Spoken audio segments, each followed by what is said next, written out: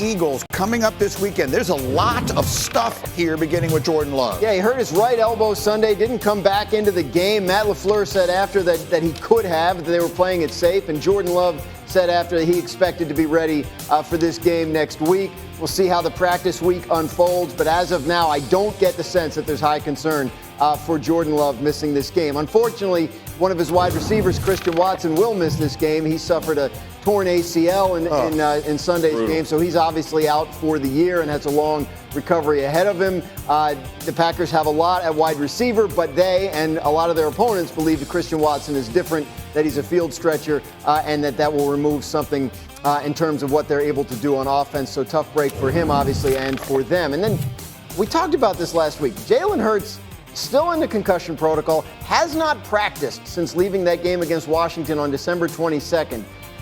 If he doesn't practice tomorrow, then I think there's some reason to be a little bit concerned about what happens this week. He is making progress through the concussion protocol, but obviously it has not been rapid progress, or he would have been back on the practice field by now.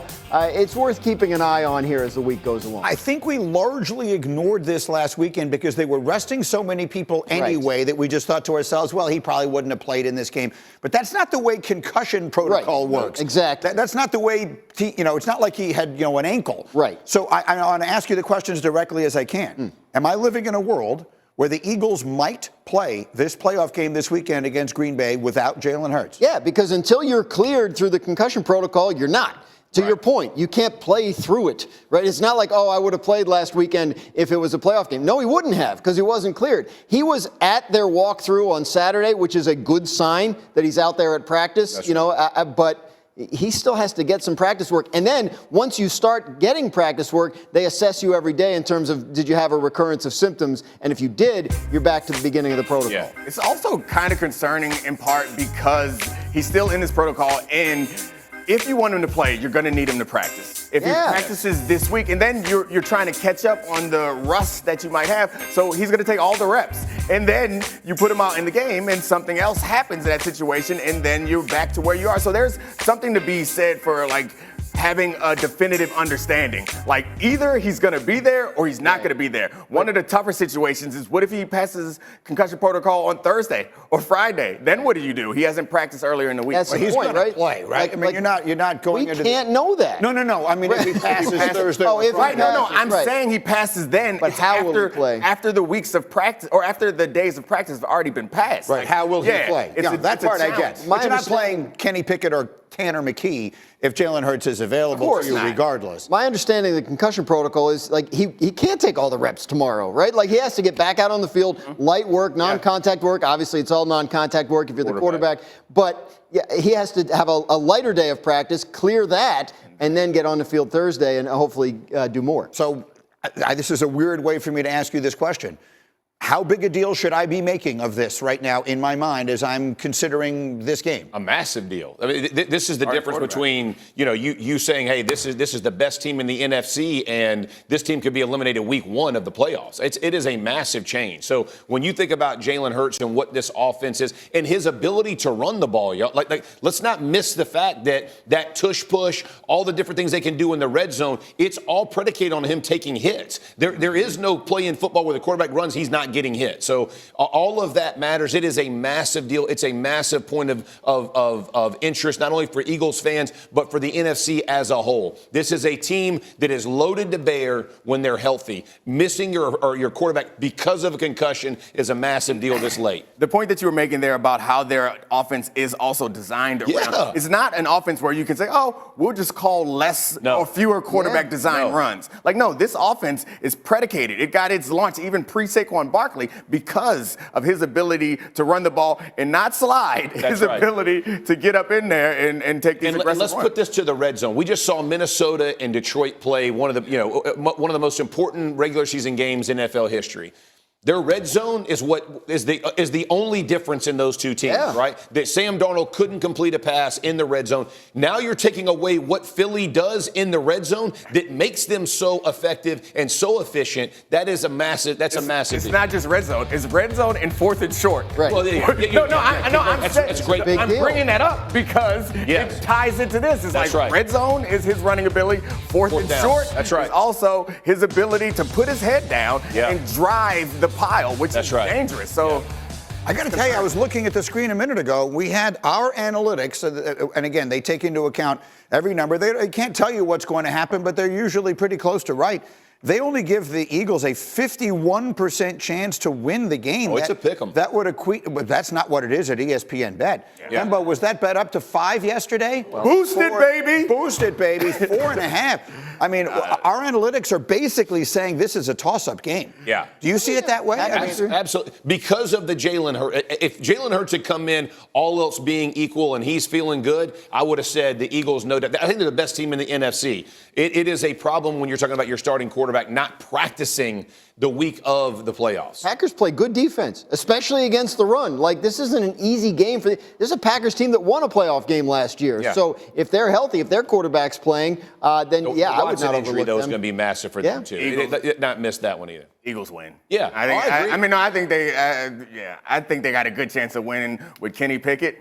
I wouldn't go so far. You know what's amazing? Offensive line and running game. I've been telling you that. Here we go, Jeffrey. If I said Josh Allen and the Bills are an upset alert against Denver, is that fact or fiction? This is fact. Yeah, I'm shocked saying it. This is fact. If you think about Denver, they've had 63 sacks. They get after you on defense. Bo Nix is playing extremely well. Broncos country, I got them right a couple weeks ago when I talked about Joe Burrow. They still hate me, but I'm good with you there. And then think about this. Sean Payton, I've lost the Super Bowl to Sean Payton. He will pull out all stops. Onside kicks, understand, it's all anymore. Onside kicks don't exist anymore. I'm just saying all He's the making a stops. point. Yeah. I understand the man is scarred. They onside kicked him in the Super Bowl. Let him. I am scarred. Yeah, well, if they had declared I've forgotten all about it, Hank Basket. I don't remember any part of it. Okay, so let's get into this here for a minute. Because every person I had here yesterday said the same thing you're saying to me now. Greedy, this is a tough spot, bad draw for the Bills. First, I think they're like a 9-point favorite. Second of all, the last 2 weeks before this, they just pitched a shutout. This Denver defense, everyone's telling me, is so good. And look, I have great respect for their season, their coach, and everything. Everyone's telling me how great this defense is. They just played against no one. Kansas City would have that team was not trying to win the game. The previous 2 weeks, they gave up over 30 points to the Chargers and to Cincinnati. I know Cincinnati will score points. You telling me Josh Allen isn't going to put up points against this team? 63 sacks. How many of those were against a guy who's 6'5", 250? We're not trying to dig. We're trying not to dig too deep into those numbers, Dross. This is TV, okay? It's TV. I'm just saying, we get Hembo to run those.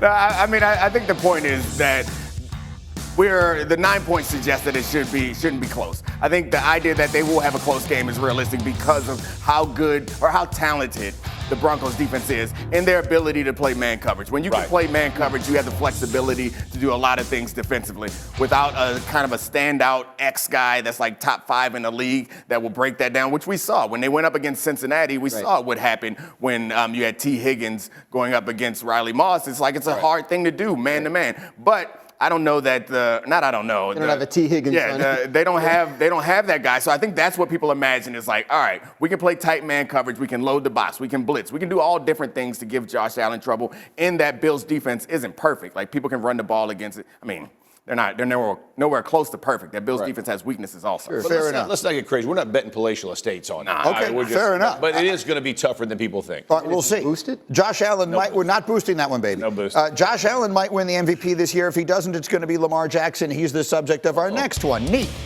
If I said it is Super Bowl or bust for Lamar Jackson right now, is that fact or fiction? Absolutely fact. I guess it depends on what you mean by bust. But Lamar Jackson is at that level. There are quarterbacks in this league that get to the level that have accomplished so much that getting a playoff win, getting to a championship game, like this doesn't matter for him, Josh Allen, Patrick Mahomes. These guys that are at that level is anytime they enter the playoffs, that is what their mindset should be. So it's ridiculous how early in his career he's gotten to the point where there's nothing he can do short of winning a Super Bowl that will impress us at this point, but he is there. It's not about, to me, it's not even about impressing us.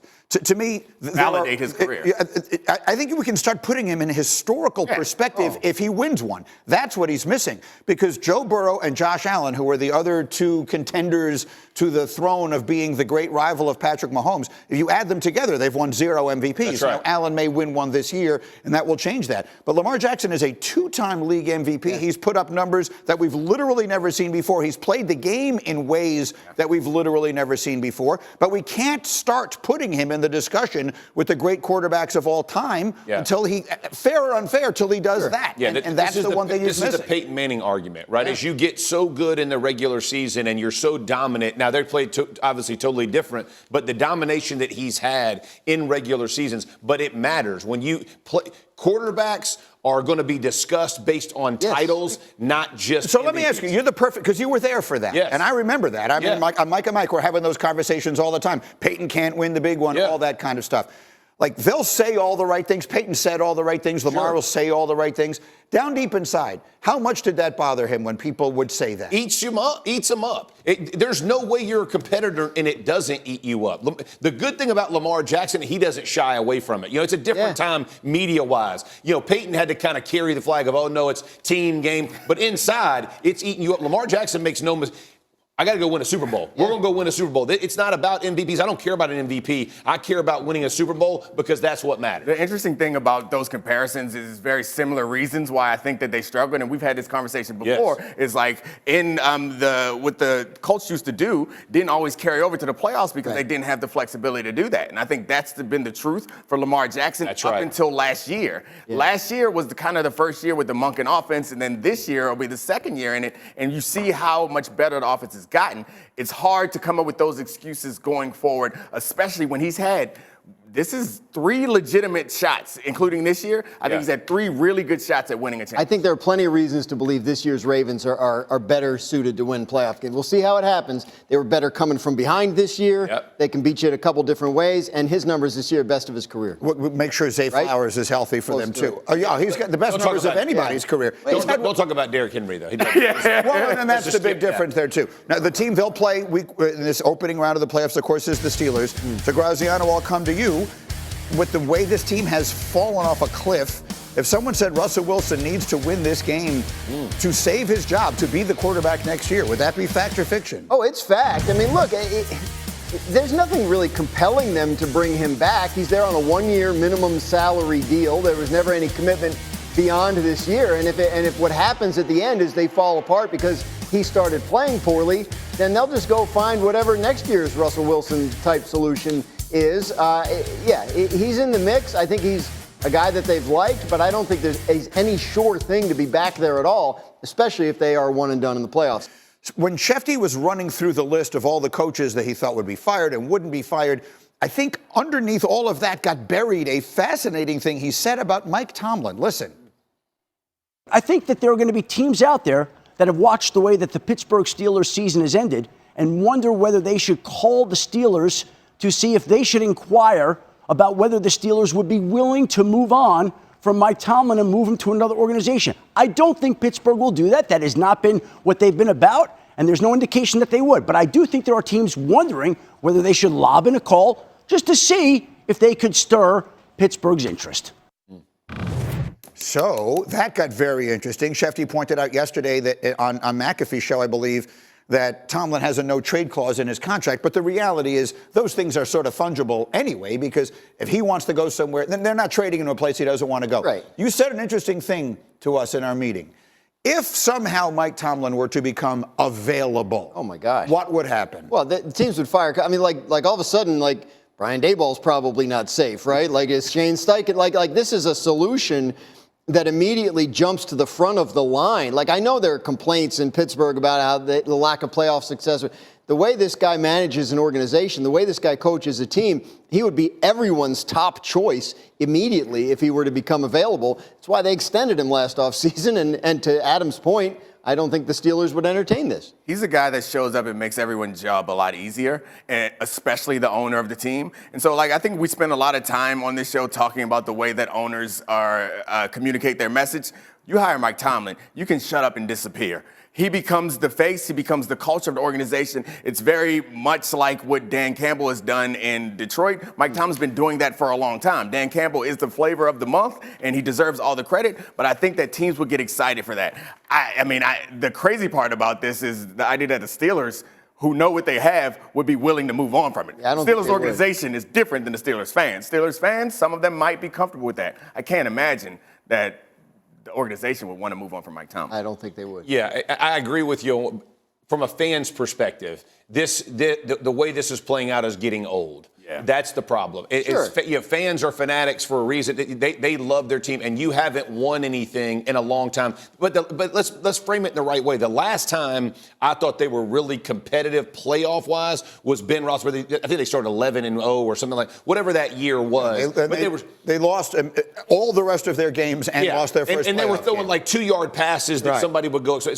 But that was the last time that you really thought. Since then, Mike Tomlin has been getting a team that's just kind of okay to the playoffs. And the problem is there's 7 teams on each side. Those teams are usually going to lose. And so you get to the playoffs and you lose and everybody blames you. But they haven't been good enough as a football team, apart from coaching, to go win those games. Well, just do something fun.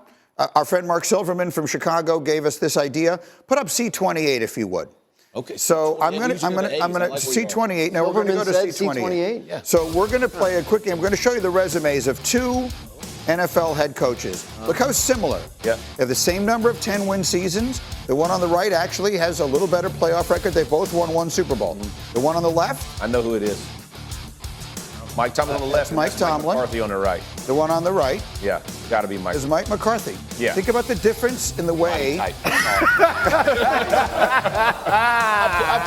played for him for a year. Body type gave it away there, Mike. Just think about it. We've seen worse pictures. Oh, gosh. Think about the difference in the ways that they are perceived. Right. You know, like right now, you just said that if Mike Tomlin became available, every team in the NFL would fire their coach to hire him.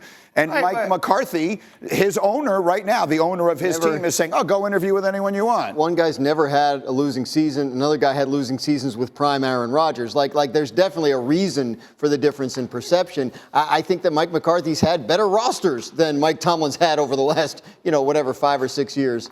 And I think he's getting the most out of it. I don't disagree with that. I mean, I could blind resume some quarterbacks for you, but when we watch them play, we see how they do it differently. Like, it doesn't matter if you have a high QBR that's all based on play action and someone who's sitting in the pocket and carving the defense.